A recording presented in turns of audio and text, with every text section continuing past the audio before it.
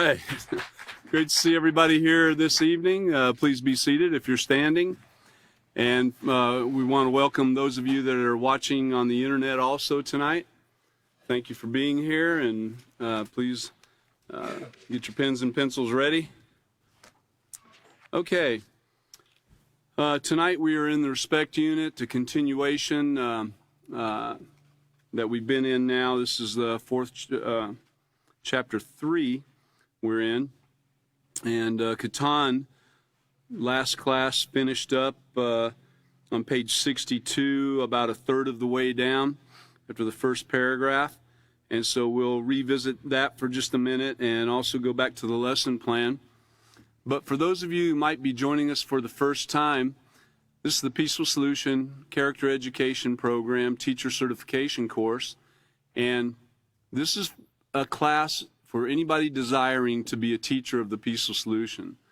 And also anybody that wants to learn how to conduct themselves using the Peaceful Solution. If you want to have peace in your life, this is the way to do it right here. If you follow the proven concepts of the Peaceful Solution, you'll have peace in your life. Now, not everybody will be following the Peaceful Solution, so you'll have to learn how to deal with situations that come your way, but you will be dealing with it in a peaceful way. And you'll also learn how to have peace even when bad situations come your way. You'll learn how to deal with them and how to reconcile and so forth. So we encourage you to get involved completely in this and really pay attention. So tonight, again, we'll be starting on page 62, but not first without going to lesson plan 3, page E. Now, Catan read this, procedure number 7, explained to students that acknowledging those in authority and following instructions with a positive attitude demonstrate respect. Have students turn to page 62 and 63 in their handbooks and read the section entitled, Who's in Charge? And then have students read the scenarios aloud and take turns answering and so forth. And that's great if you're in a situation where you can do that. Classroom situation, you should do that. You should be able to have a conversation with your students, some give and take. You share a little bit here and they share a little bit, and that's how it works. But always reverting back to the Peaceful Solution and what you're taught in that. So let's go ahead and turn back over to page 62. And again, Catan left off after the first paragraph, which, just to give a brief overview of it, this is who's in charge. And it's talking about respecting authority. Now, that's something that we haven't been really taught in my generation, at least. We were not taught all the time to respect authority. We might have been taught somewhat at home and respecting your elders and so forth, yes ma'am, yes sir, and all. But then as time went on, it turned into a very rebellious time in the 60s and 70s. And it's continued on, actually, to where there's many youth these days that don't really give a hoot about showing any kind of respect towards authority or those that are quite older than them, stepping aside and letting the older person go first, and possibly even open the door for them and so forth, showing a little bit of honor to them. So this is talking about respecting authority. Now, an authority figure is anyone who is placed in a position of being in charge of your safety and well-being. Now, that might lead you to think that we're talking about a police officer or a fireman or teacher or principal at school, something like that. And that's true. They are authority figures and can be. But it's not talking about just them. In a classroom, your teacher is an authority figure, and in that particular instance, your classroom teacher would be in charge of your safety and well-being, right? consider yourself. As a teacher in training of the Peaceful Solution Character Education Program, guess what? You are in charge of many people's safety and well-being, because what comes out of your mouth and what they see taking place with you, your example through your actions, you are teaching them something. And you're responsible for that teaching that you give them, whether it be great or whether it be not so great. Now, none of us are perfect, and so we are all going to make mistakes. And it doesn't matter if you're a teacher of the Peaceful Solution, a student, or you just picked up the book today or what have you, you're going to make mistakes. That's just all there is to it.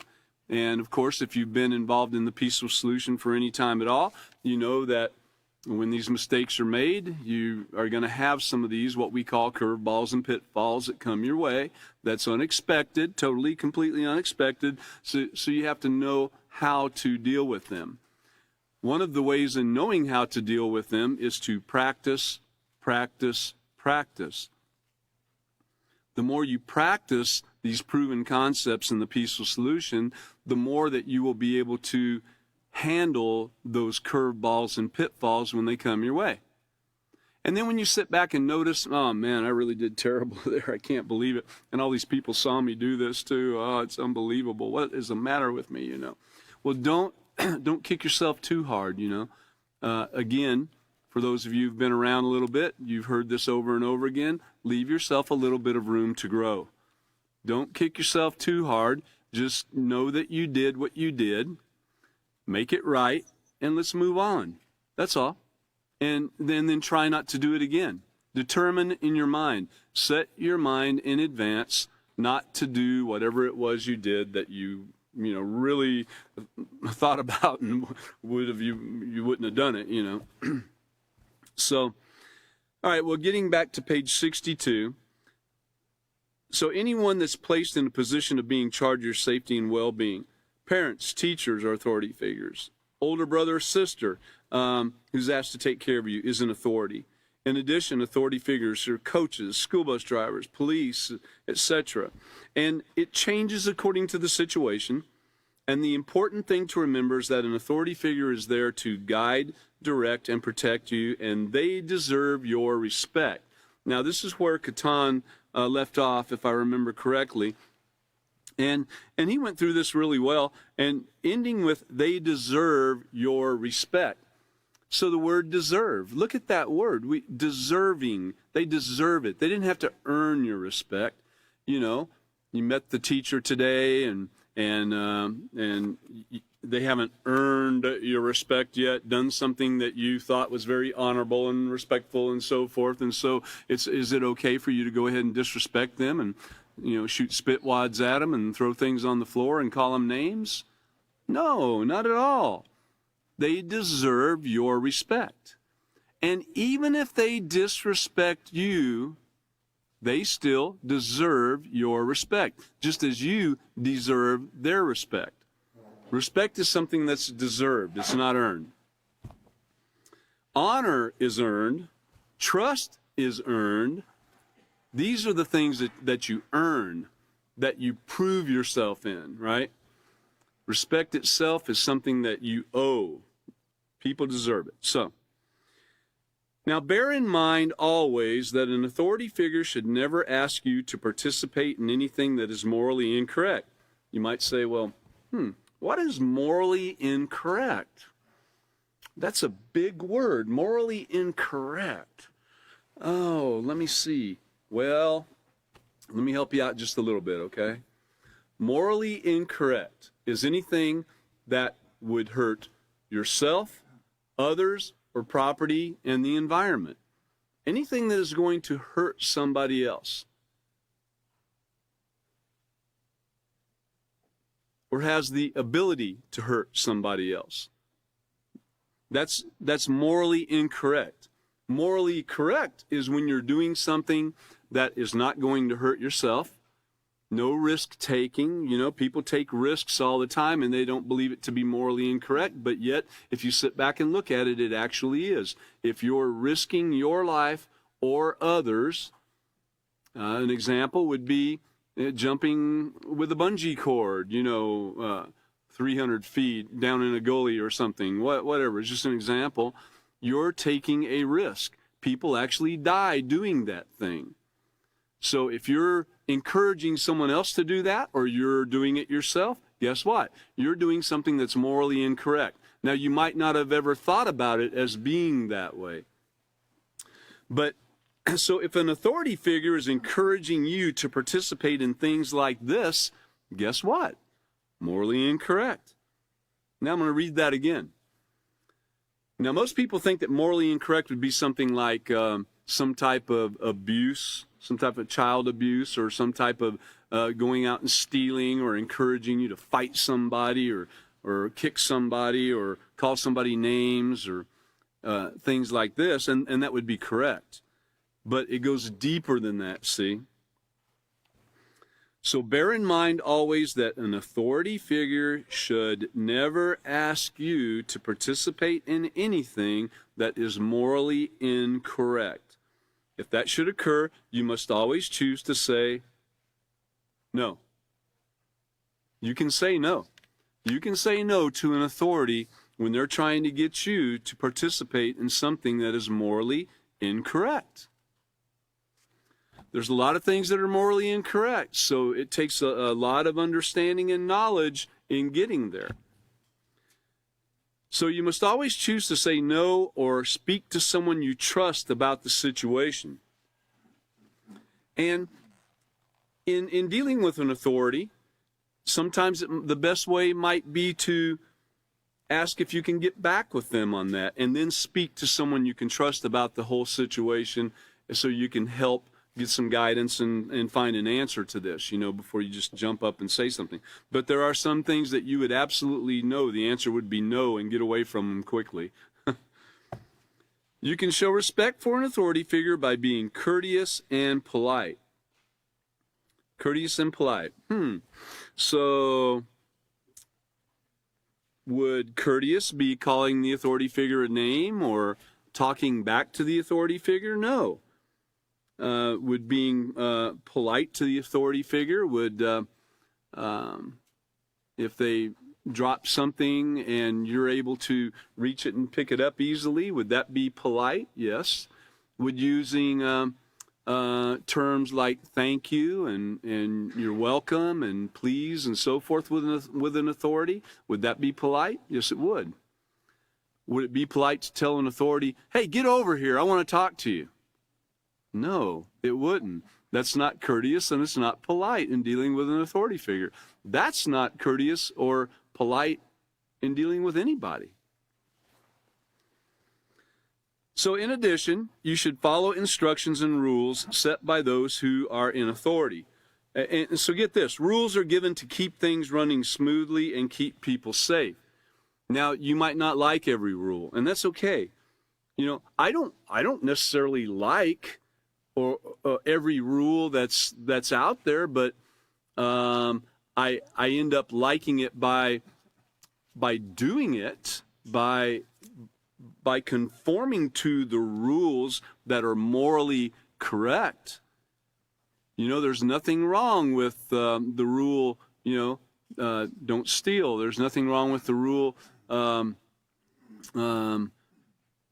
throw trash on the highway. There's nothing wrong with, many rules that you could think of.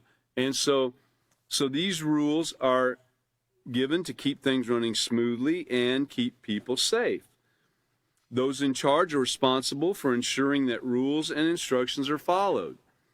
Now, you might not always agree with how they do that either, but there are, police forces out there that drive around trying to find somebody breaking the rules and to point it out to them and to collect fees and so forth when they find them breaking the rules.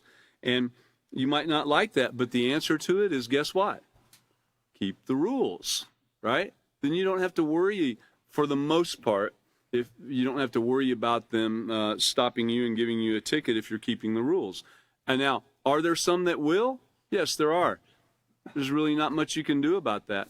I mean, it wouldn't help to be discourteous and unpolite and disrespectful to that police officer that's trying to give you a ticket that's not deserved. Would it help you? No. It might end you up you might end up in jail or something. So you might suffer more consequences for the things that you're doing. It's best to treat those that are disrespectful. It's best to treat them with respect no matter how they're treating you. And that's one of the hardest things to do. Has anybody recently had to deal with that situation? Anyone? I have. It's hard to deal with somebody that's disrespecting you and to stay calm and still show respect to them. So those in charge are responsible for ensuring that the rules and instructions are followed, and the way you choose to respond to those rules and instructions determines if you are being respectful. Does showing respect or disrespect to those in authority really matter? Well, let's read the following scenarios and find out. So you could kind of answer that in your mind and think back in your own life a little bit on that question. The question is, does showing respect or disrespect to those in authority really matter? Well, can you think about a time to where it really mattered? Think back in your own life and think about a time where it did really matter when you showed them respect. Or did it really matter when you showed disrespect? What occurred? So it does. But let's read the following scenarios and find out. We've got a few that we can look at here. So scenario number 1, Sally got permission to go to the mall. Now this is on page 62 of the respect unit. But she was given an earlier curfew than the rest of her friends. Okay, well, right there's a little situation. She felt she was being treated unfairly, so she decided to stay out later. So what's going on here, step by step? She did get permission to go to the mall, but there was a condition that went along with it. She was given an earlier curfew. So because she felt she was being unfairly treated, now let's stop right there and look back on what we've learned already in the Peaceful Solution on how you deal with negative thoughts that come your way. So she's having a negative thought. She feels like she's being treated unfairly. And what occurs? Will she let that grow? Will she let it continue and start replaying in her mind on how unfair this thing is? And start bringing up every negative thing she possibly can about it, and that her friends are going to have so much fun without her and so forth, and it's just unfair, and she deserves better than that and so forth, and just keep on? Or is she going to stop, think, consider her options, choose the right path, and continue on that? Stop, think, options, and proceed, right? This is self-control in action. So she can stop and she can look at the positives of why she was given the early curfew and realize that she's being cared for by her authority figures, which was probably her parents, but that they are responsible for her safety and well-being, so she should let them do their job, and that they know best, they've been around a while longer, and start replacing those negative thoughts with great thoughts, with cool thoughts, and understanding then how much her parents care. And she could probably start getting a warm, fuzzy feeling, that, hey, my parents really do care for me. I wonder why my friends' parents don't care for them the way my parents care for me. You can turn something around. But let's see what she did. She didn't contact her parents and ask for permission. She just went home late. Does that remind you of something? One of the sayings that used to be really big with some of the people I hung out with and myself was, it's easier to ask forgiveness than it is for permission. You ever heard that? Easier to ask forgiveness than it is permission. So she didn't ask permission. She just went home late. She got to do what she wanted to do, right? Now think about this again, in anything that has occurred in your life in the past few days even. Might be that the boss told you to go do something a certain way, and you might have thought, hey, well, I know he said to do that, but he's not here right now, and he really doesn't see what I'm looking at here, so I think I'm going to do it this way. You know, without calling, without asking, just doing it your own way. Haven't we seen some scenarios in the past shown to us that show what you can get into and what kind of harm you can cause in doing that? Everybody's been in the situation, I'm sure. Think about it now. What would you do? So anyway, she just went home late. Her parents were worried and upset by her choice to disobey them. Now, what could have occurred? First of all, did Sally respect the rule given by her parents? No. And we've already talked about why she might not have and the things that she let into her mind instead of using cool thoughts and thinking about the positives. And really, think about it for a moment. When you were, say, a teenager, for instance, and you put yourself in this situation right here, this very situation, what would you have done? You guys that are a little bit older, what would you have done? In real life, what would you have done in that situation? Would you have gone ahead and gone to the mall with your friends and said, I'll just go in late, it'll be all right, I'll take whatever's coming my way? Or would you have shown the respect that was deserved to your parents? I know most of the people I know would have gone ahead and just stayed out with their friends. We're trying to teach and learn a different way here so we have peace in our life. So we don't have the up and downs and the roller coaster in life, dealing with our making decisions based on our emotions all the time. Because that's what really was going on here. She was making a decision on her emotions. She let her emotions get carried away. It was so unfair. Her friends were going to have so much fun. So why do you think Sally's parents set a curfew in the first place? Well, just like here, answers are going to probably vary, but her parents care and watch for her safety, and they know what's best for her. It's funny because maybe her parents knew something that she did not know about one of her friends, or about where they were going, or about something taking place that very night that was probably going to be kind of a dangerous situation if she wasn't in by a certain time. Might be that they knew some of those things. Did they need to sit down and explain every little thing that was on their mind to her? No. They should be able to say, well, Sally, we want you to be in by this certain time, 9 o'clock or whatever.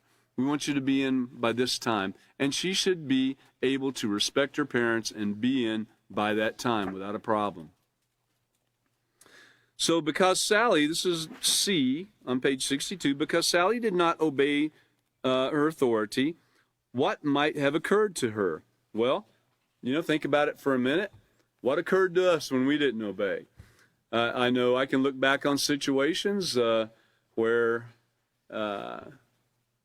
people that I knew didn't obey their parents, didn't come in on time, and, they ended up getting sick, and their whole night and their whole day being ruined the next day, and missing something that they would have really liked to do probably.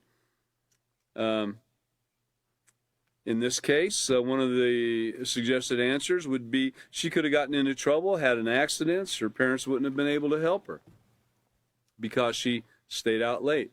And there's been other scenarios too that we've lived through here, that we've been through, talking about, someone going out with a group that they shouldn't have gone out with and stayed out late and so forth, and someone else going home on the other hand, and then the next day waking up to find out that their friend that went out with the group died in a car accident because they weren't playing safe.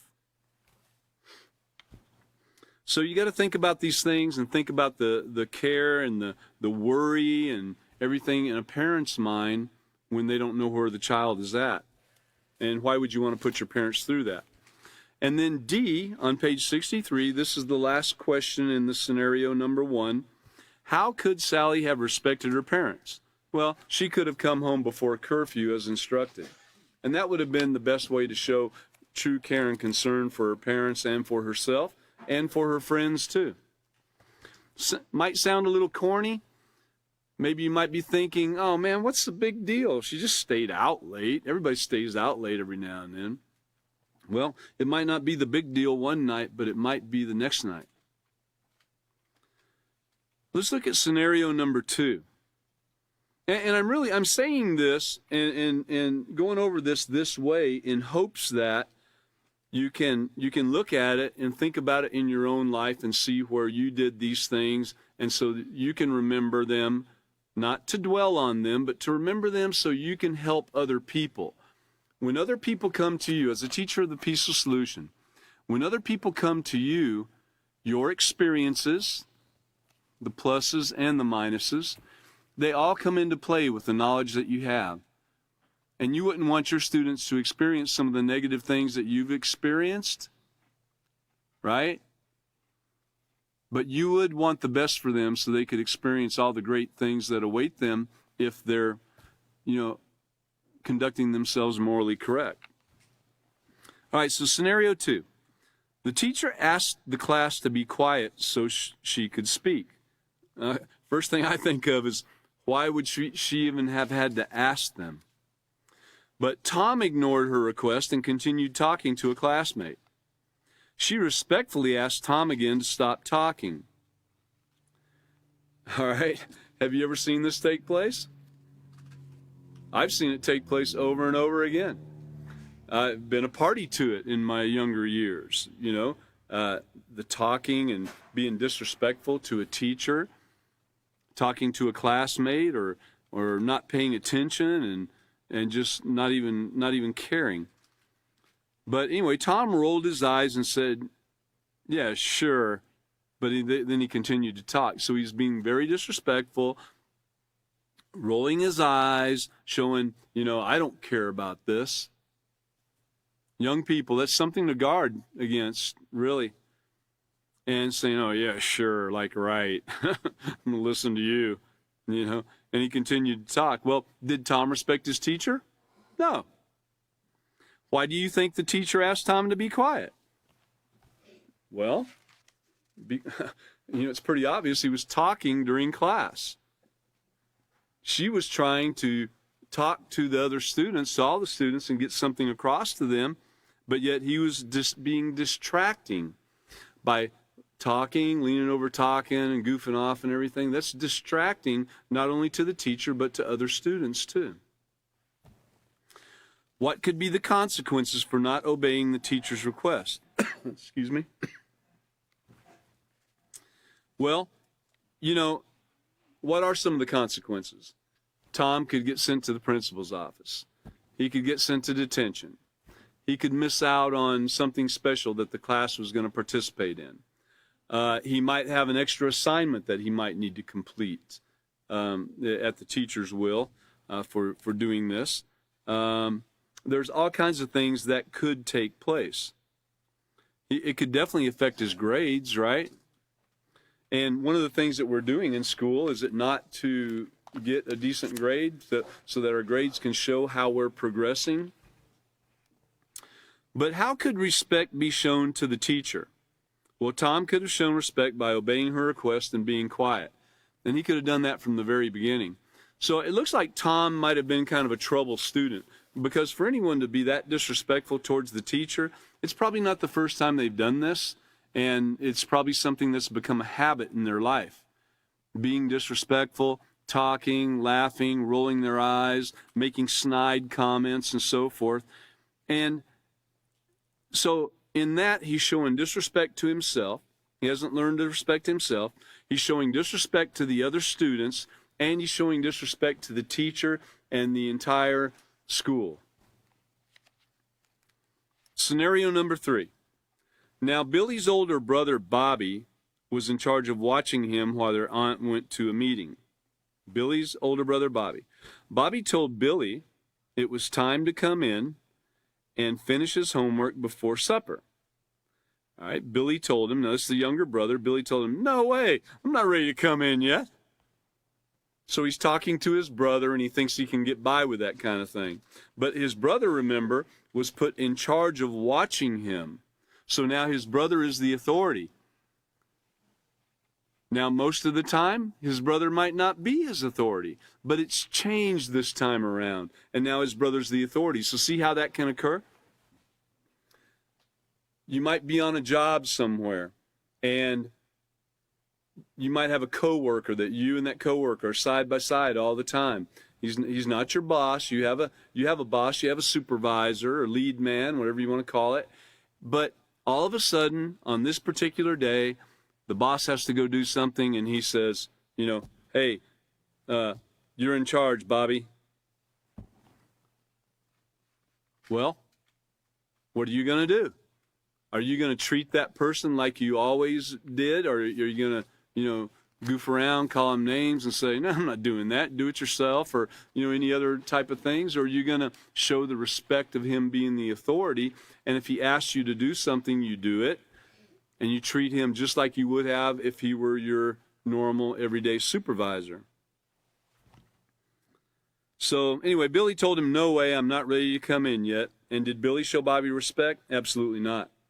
How do you think Billy's response made his brother feel? Well, how would you feel? How would you feel if you were the authority, whether it be your little brother talking to you or someone that worked for you or what have you? How would you feel if that person said, no way, I'm not doing that. Get out of here. I'm doing my own thing.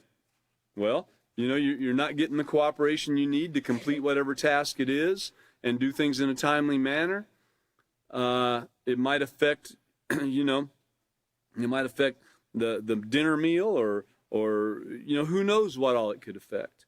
But most time people would be either angry or disappointed or somewhat upset in some way, frustrated at the least. Now, what could some consequences be for not respecting his brother? Billy could be grounded, right? He could be given some type of task to do, some type of assignment that maybe he might not have had to do otherwise. They might get in some kind of a fight. Maybe his brother doesn't practice self-control very well either and respect, and they might get into an arguing match or a fist fight or something like that. What could Billy have done to show his brother respect? Well, of course, he should have done what he was asked to do right away, right? He should have realized that his brother was the authority today and done what his brother asked him to do, laying aside their, daily routines and so forth. So that's one of the things about familiarity, where it should breed respect. The more you know somebody, the better you know somebody, family members and so forth. You should be showing them so much respect day to day. But sometimes it doesn't quite occur that way, and people need a little bit more adjustment in that. Because when you're dealing with someone on a day-to-day basis, that's when you're really going to find out what's going on. You're really going to find out if the guy, like you meet somebody today and everything's fine, you never see him again for another month, and everything's fine again, seems like a great person. All of a sudden you start working with that person, and you're with them every day. You're really going to start finding out what's going on with them and how you react to them and so forth. And there's going to be a little tension from time to time, and you're going to have to give a little and take a little and so forth and learn how to get along. Get along in unity with keeping rules that are morally sound and morally correct. And it's the same thing in a family situation too. From day to day, you should be working together with your brothers or sisters or mother or dad and other family members in helping each other, and helping each other get past situations that might be a little bit tough, not making it worse. So we are going to go back here to LP 3 or Lesson Plan 3, page E real quick. And we're going to look at procedure number 8. Now, procedure number 8, and again, Lesson Plan 3, page E in the respect unit. Tell students that showing respect to the opposite sex is also an important aspect of positive relationships. So we're getting into a little bit different situation here. in how to show respect to maybe those that you don't deal with on a day-to-day basis, but when you do, you need to show respect, and some ideas of what a positive relationship would be here. Explain to students that part of growing up is accepting that there will be physical changes in both males and females. Respecting those of the opposite sex includes not making comments about their body or touching them inappropriately. It says to have students to turn to pages 64 and 65 in our handbooks and read the sections entitled How to Show Respect to the Opposite Sex and Straight Talk. And then tell students that disrespecting the opposite sex is called sexual harassment, and it's immoral and it's against the law. So, turning to page 64. All right, now, first of all, you need to think to yourself, we need to think about this and consider, how should we treat anybody? Should we call anybody names? No. Should we make fun of anybody's looks? No. Should we make fun of someone if they're heavy set or super skinny, or they got a big nose or big ears or big eyes or big face or big feet or whatever? Should we make fun of that? And at the same time, should we be overly concerned if we look at somebody and say, oh, wow, your face just looks so wonderful? You know, and should we be overly concerned with that and just be enthralled by that person? No. So whichever way it goes, we want to be able to show respect to everybody that we deal with. We want to conduct ourselves in a way that's morally correct in every interaction that we have, be it male, be it female. Even at this point in time, when dealing with people who don't know what they are, we still should show respect. We don't have to agree with people. I'm not saying to agree with them, but, you know, showing empathy, and we've talked about this before, empathy, showing empathy in considering, you know, what has this person been through? What are they going through now? What does their life consider, or consider what their life has been up till now? It's probably quite different than your own. Each one of us is an individual, and each one of us has such different experiences, yet along the way, many of us might have had some that are very similar also. So we want to treat everybody the same. This particular page here is talking about, the next couple pages is talking about showing respect to the opposite sex, but we wouldn't even be having this talk if we knew how to conduct ourselves with every individual, be it the opposite sex or be it the same sex that you are. If we're showing everybody respect, that should be the deal. So let's talk about it a little bit, though. Adolescence is a time of constant changes, both physically and mentally. Don't forget about it, guys. If you're my age, you know, even though it's been a long time ago, I'm sure you remember those times. Probably some times that you felt really out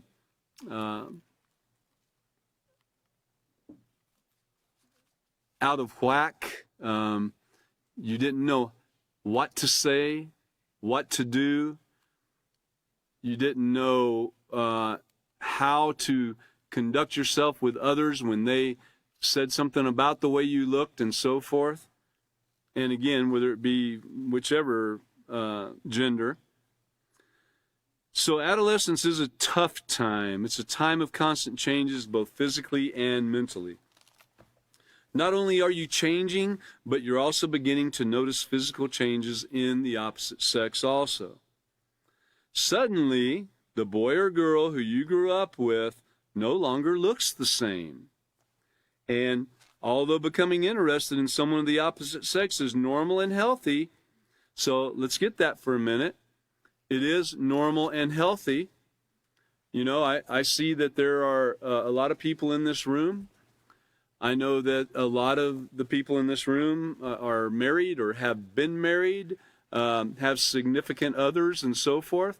I know that if I step out of this particular room and go into the nearest town, that when I look around and I see people, there's going to be men, there's going to be women, there's going to be children. So we know that obviously people become interested in the opposite sex, in the opposite, you know, you're male, female, female, male. Yes, there's interest there. Otherwise, we wouldn't be here today. That's just how it works. So, although becoming interested in someone is normal and healthy if done in the right manner, in showing your interest in a morally correct way, rude comments and gestures about somebody's body are not. Now, I can't think of the last time, I really, really, really cannot think of the last time that anybody here at headquarters that's training to be a teacher of the Peaceful Solution, I really can't even think of the last time that I heard somebody make a rude comment about someone of the opposite sex. I can't even, 5 years, 10 years, whatever. I cannot even remember when that was. That's great. So we're doing great right there, you guys. Give yourself a hand. So I know, though, before I knew the Peaceful Solution, and I'm sure that it's the same with most of you folks that are here tonight, that was not always the case. So rude comments and gestures about someone's body, their face, how they look, or whatever, it is in fact very disrespectful and very degrading. In fact, it's so disrespectful and degrading that if you think about it, we haven't heard much about it lately, but I remember about 7 to 10 years ago, off in there, that there was a lot of news articles on the internet, on TV, always talking about teenage suicide. And a lot of it came from this very thing we're talking about right now, where people got on the internet and they chose to be disrespectful and degrading to somebody because of their looks, and their looks might not even have been what anybody would consider, horrible or bad or out of whack or something like that. But when you say that to somebody, you got to remember that words hurt worse than physical hits sometimes. Yeah, it hurts to get hit physically, but words cut very deep. And where you might forget getting hit, sometimes those words that are said to you are never forgotten. I remember them to this day myself, some of the harsh words that were said to me as a young child, as a teenager, some of the things that were said, well, even as an adult. And the words truly do hurt more. I think, man, why didn't they just kick me or something or hit me? That would have been so much better instead of affecting me mentally and thinking about these things all my life, reliving them from time to time when some memory comes up that shifts me back into time, into that realm, and I have to relive that thing. I haven't quite got it out of my mind. I'm sure that occurs with a lot of people. And so we have to be very considerate. We have to be very empathetic. We have to be very careful when we're saying something to or about the opposite sex. Keep that in mind. And I just want to say, again, we need to do that with everybody. But there's an extra level of care that needs to be taken when dealing with the opposite sex. That goes for women or men, girls or boys. Nobody's exempt. Each person's body is private and must be treated with respect. When young men and women make derogatory comments about each other's physical development or appearance, they are not showing respect. The physical development of each person is a part of the natural process of becoming an adult and should not be reduced to comments that make a person feel embarrassed or ashamed. Avoid any and all comments about someone's physical development and appearance. And the problem with these comments is that they can lead to an even greater form of disrespect, which is touching. This violates one's right to privacy. It is not right. It is not right for you to touch somebody of the opposite sex without considering the morally correct way, the morally correct time, and with the morally correct authority to do so. It is not right. A person's body is private. And if we all understood that, we would not have rapes. We would not have abuse. We would not have child abuse, child theft, kidnapping. We would not have any of that. We would not be touching anybody else that we didn't have the authority to touch. We would not be touching anybody that we didn't have the authority to touch. Male, female, child. In this case, we're specifically, pressing on this and saying that there needs to be that extra level of care when dealing with the opposite sex. Something that is private is off limits to anybody but the owner. So if we look down at the bottom of the page, to respect the opposite sex, okay, so here's some ways to do so. Refrain from any comments about another person's physical development or appearance. Can we do that? Think about it for a minute. Can we do that? Yeah, I think we can. Refrain from touching any part of another person's body. That includes not only, I used to train salespeople, and from time to time, we dealt with the opposite sex in selling what we sell. And occasionally, you would get a person that was touchy. They would put their hand on someone's shoulder.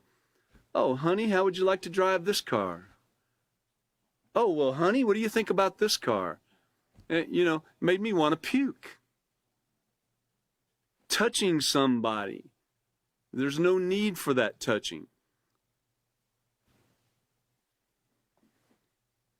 So refrain from touching any part of another person's body.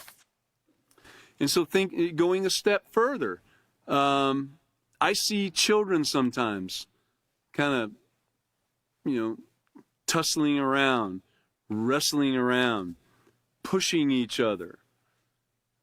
It's just all in fun, right? We're just having fun. He pushed me, I pushed him, no big deal. We're just having fun. Well, no, it's not fun. You know why it's not fun? Because you're doing something that's morally incorrect. You should not be touching anybody else. Did you call and ask that person's parent, hey, is it all right if I push your son? Is it all right if I push your daughter? Is it all right if I touch your son? Is it all right if I spit on your son? Is it all right if I mess his hair up? Is it all right if I call him a name? Did you call and ask about any of that? No. So you didn't get permission. You didn't have authority. You showed disrespect. I mean, how many rules did you break? And young men, I see some of y'all sitting there thinking about it. I see some of you old men thinking about it too. So think about that. Don't touch anybody.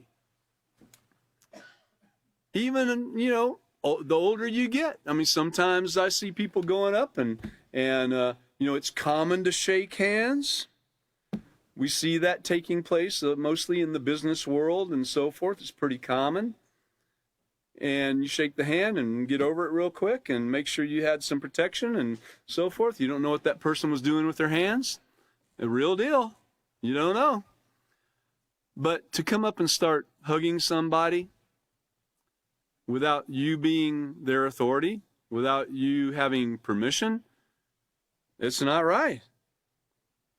Be mindful of your own gestures or body language. They can be misunderstood, especially when you think about it. We've already had a few classes. We've had a few classes on,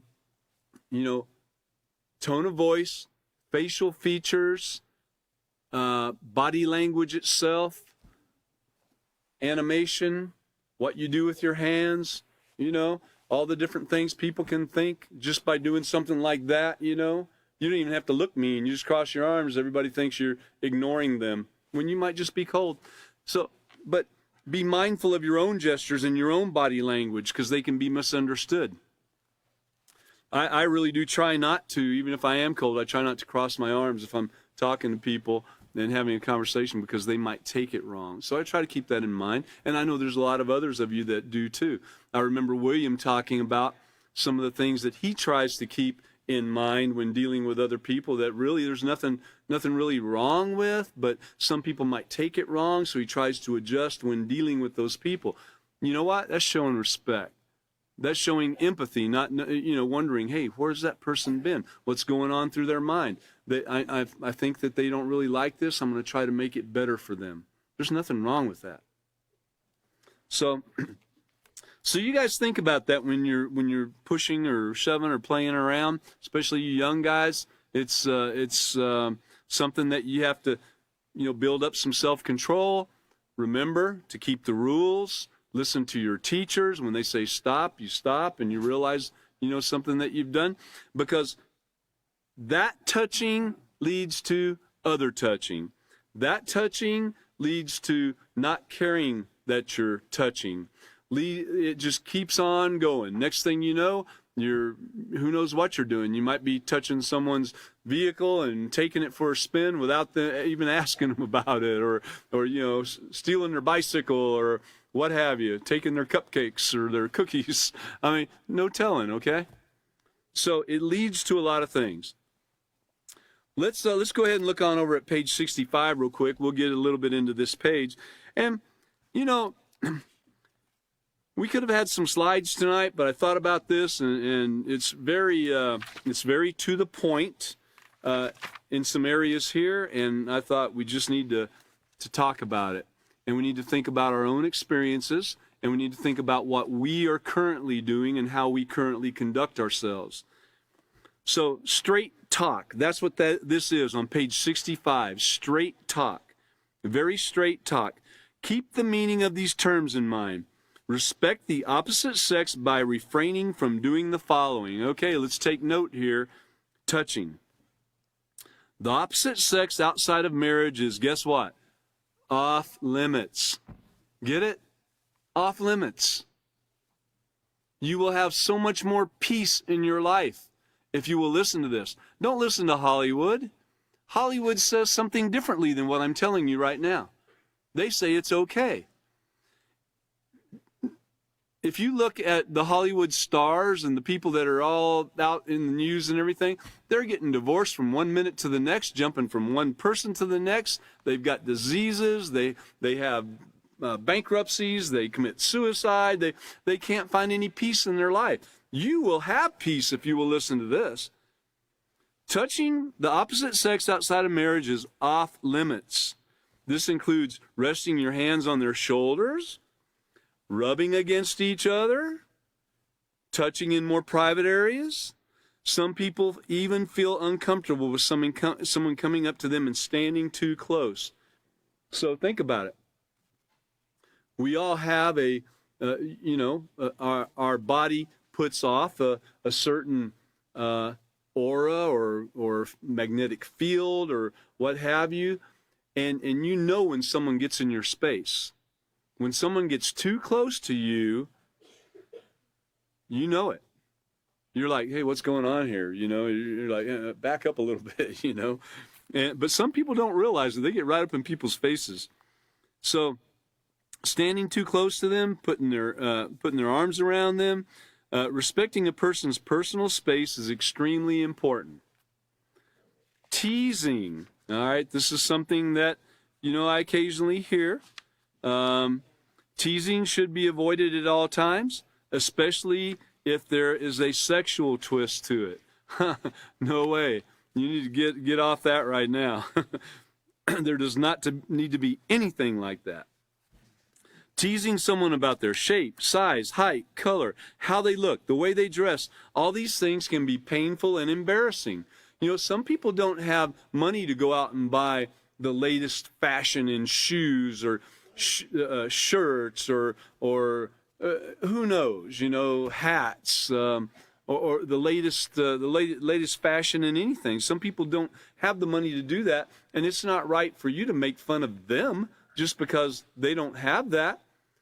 Why isn't it the other way around? Why can't the person that doesn't have the fancy item make fun of you for having the fancy item? Wouldn't that be a twist? You know, think about it for a minute. Who set that precedent? Who set that rule? Who said that the one with the fancy one would make fun of the person that doesn't have it? Why can't it be the other way around? Who said it? Well, I'll tell you, you know, Hollywood said it. That's who said it. And so when you make fun of people because of that, that's all you're doing is following them, and they don't know how to do anything. So don't make fun, don't tease anyone about their shape, size, height, color, how they look, the way they dress, any of that. Others might not see the humor in it or take it as a joke. It can damage a person emotionally. Remember again, the words that hurt. The things you could say something like that to somebody about, you know, oh, you got those shoes from, you know, so-and-so place, you know. And, you know, you don't know what a person's going to think about that. They might go home and it might just rest on their head and be worrying about it all that night. They might think about it the next week sometime and think about it every time they see you. Those things take place. Think about it. Has it ever occurred to you? Think about what it does to you when someone is disrespectful to you, and then think about how, if you really want to do that to someone else, if you really want to give them that mental pain, that mental sickness, that constant thought, should they even be worrying about it? No. But you know what? Again, we're not perfect yet. So yeah, people do consider those things, and no one wants to be made fun of and embarrassed. Sexual harassment involves making crude remarks about a person's personal appearance or even touching them. Although you might think you are complimenting a person on what they look like, you might be making them feel uncomfortable and not considering their feelings. I can tell you now, that is just anybody that I've ever known in business or any other place that ever went up, any man that I've known that ever went up to a woman and said, "Wow, your hair sure does look nice today." There's ulterior motives. There ain't no, "Your hair looks nice today." You're trying to get some kind of response from that person of the opposite sex. You're trying to get some kind of smile, some kind of statement back to you that, "Oh, well, thank you. You look very nice too." It's on then. So, you know what? No, it's not right to do that. You know? "Oh, I can see you've been working out," or something. No, that stuff is right. You might think you're complimenting a person, but you know what you're really doing. I'm going to add that right there in that sentence. You know what you're really thinking. So, sexual harassment is demeaning and wrong. And we're seeing more and more today, so much more of it coming out. Now, some people are using it and you know, ruining people's lives with accusations and so forth about sexual harassment. And you know what? If they did it, they did it, you know. I guess they're going to have to take the heat for what they did. But sexual harassment is demeaning and wrong, whether you're a woman or a man, and whether you're the perpetrator or the receiver of it. There's rules in schools and businesses and laws in society that prohibit it strictly. Then the last point here is that sexual abuse is taking full advantage of another person and forcing them to have relations. This is also called rape. And it's the worst form of disrespect in anybody's life, and it must be avoided in every way. It is not right at all. It's not right to at all participate in that. So that's like the epitome of it right there. But we should think about these things and consider the way that we're talking to and addressing people, male and female alike, and consider if we want to be talked to in a demeaning manner. Consider if we want to be talked to in an embarrassing fashion in front of people and, kind of laughing along with, oh yeah, but really you're deep down inside it hurts, Let's think about those things and remember this, okay? You'll have peace in your life if you follow these rules that are morally correct in the Peaceful Solution Character Education Program. And you teachers, when you teach this to your students and really get it through to them and help them and encourage them to practice it on a daily basis, then you're doing the right thing too. And you're caring for the students. Thank you for coming tonight. We appreciate it. Look forward to seeing you in our next class. We're going to have a special meeting here this Wednesday, so we won't be having class. But on the following Sunday, on 3/26, we'll be having class again at 5:30 p.m., and we look forward for everybody to be here. Thank you.